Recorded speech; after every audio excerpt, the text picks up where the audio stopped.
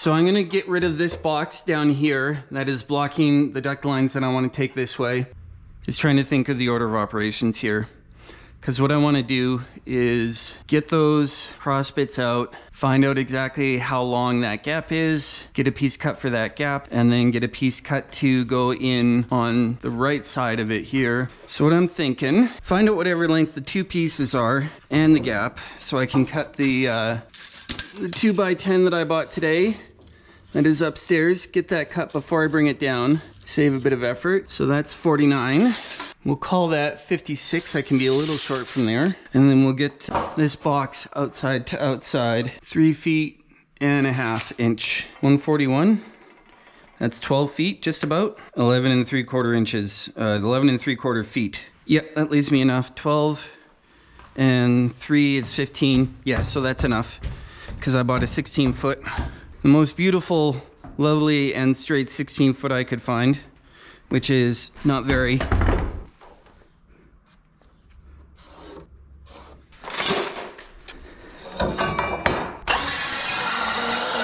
Right, it's not quite deep enough. So that's that, and then we'll get this one after I get those other bits pulled out. So I'll need my nail puller. I want that hammer. Hey, nail puller and blue bar. You know what, let's bring these over. Let's find a staple for that.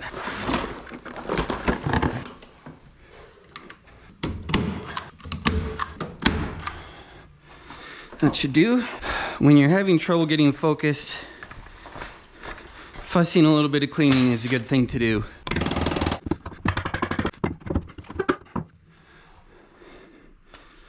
Oh boy, that's gonna be fun.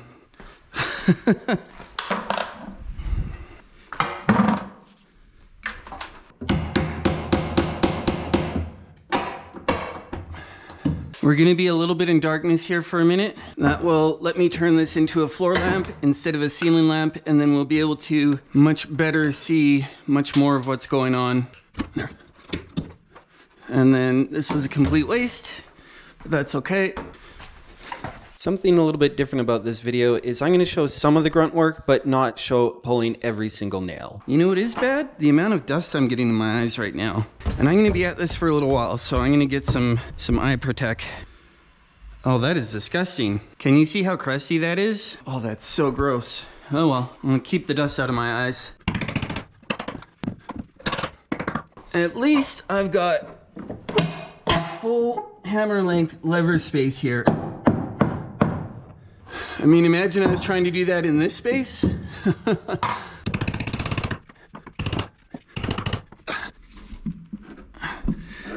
Yeah, that's gonna pop and hit me right in the nose.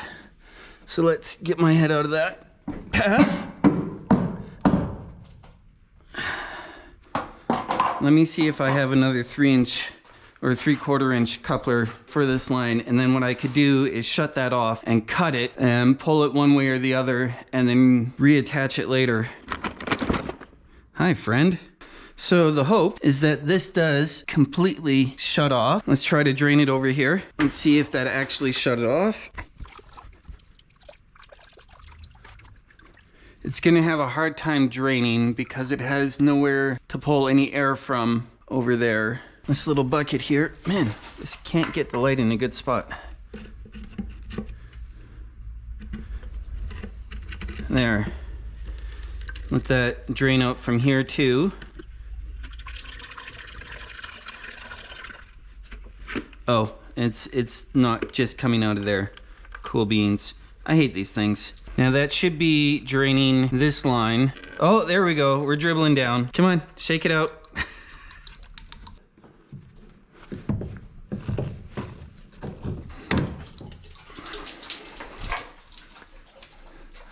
And then we'll try to pull it back both directions.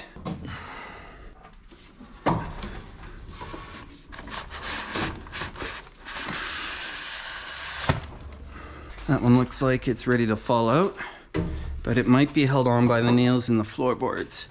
So we'll see what happens when we do this.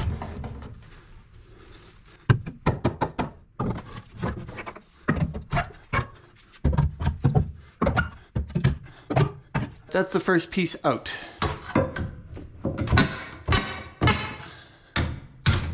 What I just did there was use the hardware to pull the nail up a little bit, and then I could push the hardware down, and then I could pull the nail out much easier.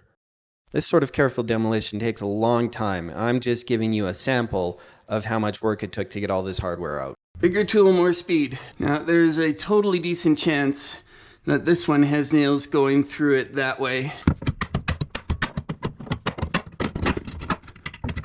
Yeah, so I can see one nail here, and there's one there and one there.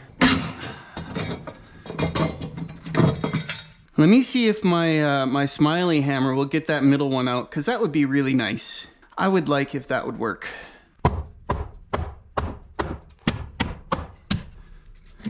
I kind of don't care if this block gets destroyed, if it'll come out easier this way.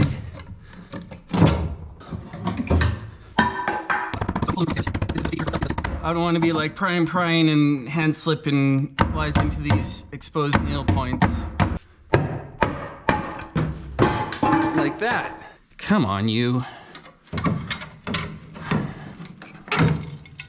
Now I will have to get these nails out because the piece of joist that I want to go through here will be made in the way by those nails, or vice versa. So right along, probably there. Yeah, so gonna buzz out this bottom plate here. Not cut my hammer.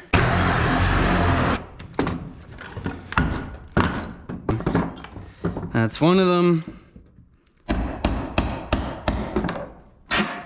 That's the other one. Beautiful. No more nails.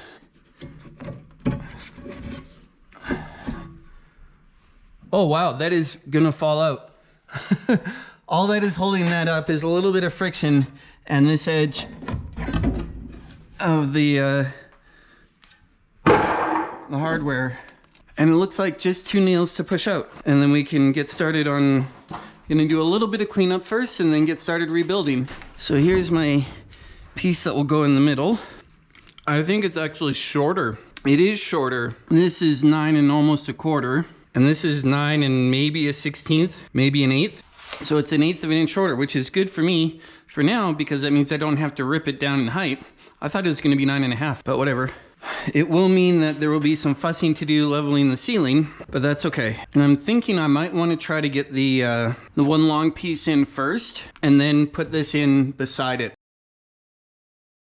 I want it to come in on this side, so I've got to clean up those pipes a little bit and I've got to undo that strapping for the gas line. See, it's got to come to about here. So I've got to get rid of those clamps.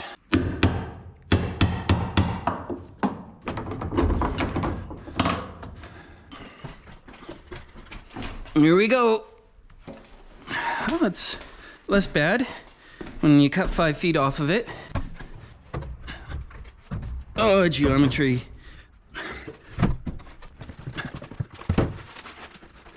Okay. Now I've got to get this on the far side of that post while at the same time having it on the flat. Can I cheese this? I don't think so. This is maybe too long. We're just shy of 12 feet. And I think this is 10, almost 9. So can I get 3 feet on an angle? I think that's probably my best bet. And I think it is a question that we will leave until I take a bit of a nature break. Because you know what? I don't want to be lifting heavy things overhead on a full bladder. I used my only flush, because remember the water is turned off. Okay, we're gonna double check all our measurements. All right, I don't want to do this, but I want to do this. I mean, it's not really that heavy. I can one-hand it. I can no-hand it. Oh, ballin'. We're so close to being able to fit, but we're not gonna fit. We're actually quite a ways off of being able to fit. Didn't feel great.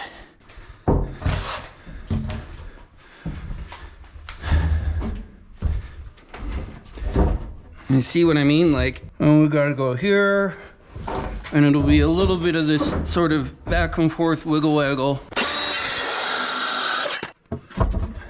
ways past that. And we got it. And now we're over that beam.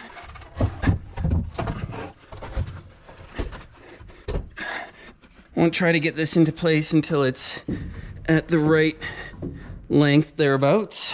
And this goes up and over this. And then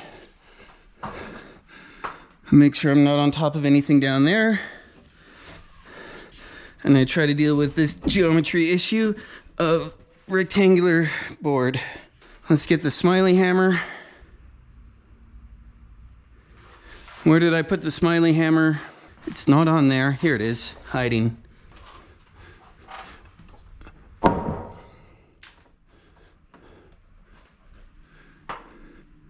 I think I need to hammer at it over there.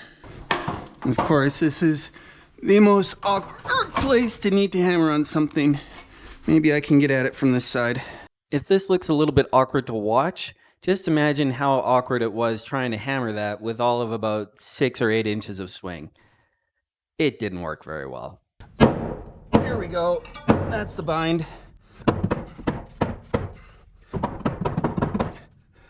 This needs to be hammered a bit. I'm gonna go grab a clamp for that end. There. That'll keep it from flopping off. Clearly what I was doing wasn't working, but luckily one of the viewers on Twitch had this suggestion. Grab a little block of 2x4 and use that to give myself something that I could hit that would then hit the beam. I think that means it moved. And that would give me all the room I'd need to swing the Smiley hammer. Dudes!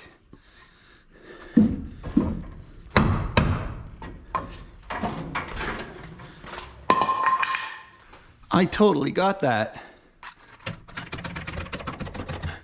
And we'll get that leveled up in a bit. But dudes, it worked. Cobalt, thank you for the help. That was the hardest part of the day.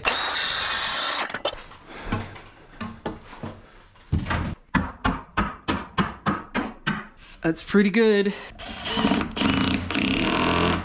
You guys know my history with structural support of things.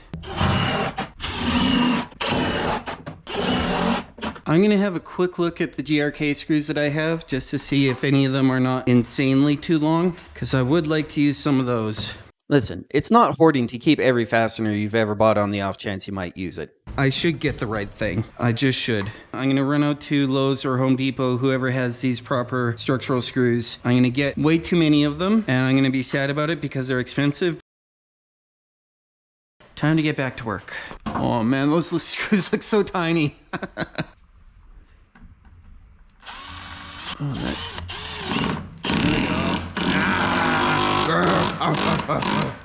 Much better. I get some metal in it now.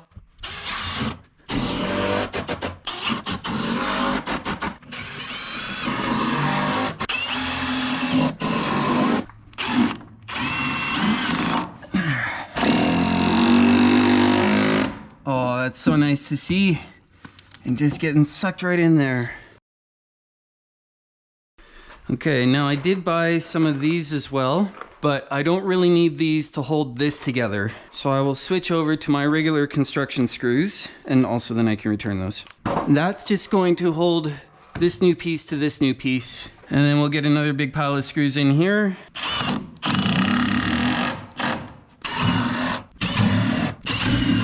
And now for the big scary one. The last one holding it up on this side, because on that end, it's actually on top of that beam, right? But on this hind, on this end, it's just got 12 structural fasteners and the 6 construction screws. So there we go.